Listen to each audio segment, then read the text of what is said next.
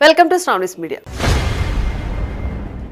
BJP అధినాయకత్వం తేల్చేసింది. దక్షిణాదిన party బలోపేతం పైన బీజేపీ ఫోకస్ చేసింది. వచ్చే ఎన్నికల్లో సత్తా చాటాలని పార్టీ నేతలకు నిర్దేశం చేస్తోంది. ఇదే సమయంలో పొత్తులపైన కీలక మంత్రాంగం చేస్తోంది.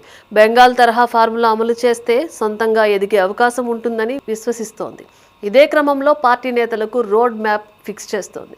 బీజేపీ తాజా నిర్ణయంతో ఇప్పుడు పవన్ కళ్యాణ్ తన నిర్ణయం ఏంటో తేల్చుకోవాల్సిన పరిస్థితి ఏర్పడింది. బీజేపీ అధినాయకత్వం ప్లాన్ పక్కాగా ఉంది. తెలంగాణలో తమ పార్టీ విధానం ఏంటో తేల్చేశారు.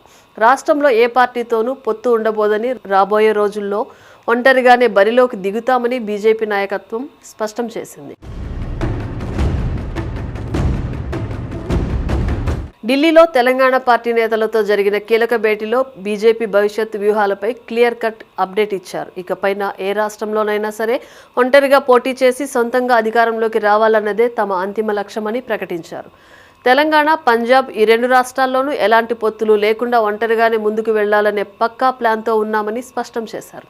పశ్చిమ బెంగాల్ లాంటి రాష్ట్రంలోనే మేము ఊహించని ఫలితాలు రాబట్టామని, దక్షిణాదిలో ఒంటరి పోరాటం ద్వారా అధికారం సాధించడం అసాధ్యమేమీ కాదని పార్టీ నేతలు ధీమాతో ఉన్నారు. అందులో భాగంగా బీజేపీ తెలంగాణ అధ్యక్షుడు రామచంద్రరావు కీలక ప్రకటన చేశారు. గ్రేటర్ ఎన్నికల్లో తాము ఒంటరిగానే పోటీ చేయనున్నట్లు వెల్లడించారు. జనసేనతో జాతీయ స్థాయిలో పొత్తు ఉందని, తెలంగాణ రాష్ట్రం విషయానికి వస్తే ఏ పార్టీతో పొత్తు ఉండదన్నారు. జనసేన విషయం అధిష్టానం చూసుకుంటుందని తేల్చి చెప్పారు. ఆ పార్టీ ఎన్డీఏలో భాగస్వామిగా ఉన్నా తాము మాత్రం సింగిల్గానే పోటీ చేస్తామని వెల్లడించారు. ఏపీ తరహా పొత్తులు తెలంగాణలో వద్దని పార్టీ నాయకత్వం నిర్ణయించింది. ఇప్పటికే గ్రేటర్ ఎన్నికల కోసం జనసేన కార్యాచరణ ఖరారు చేస్తోంది.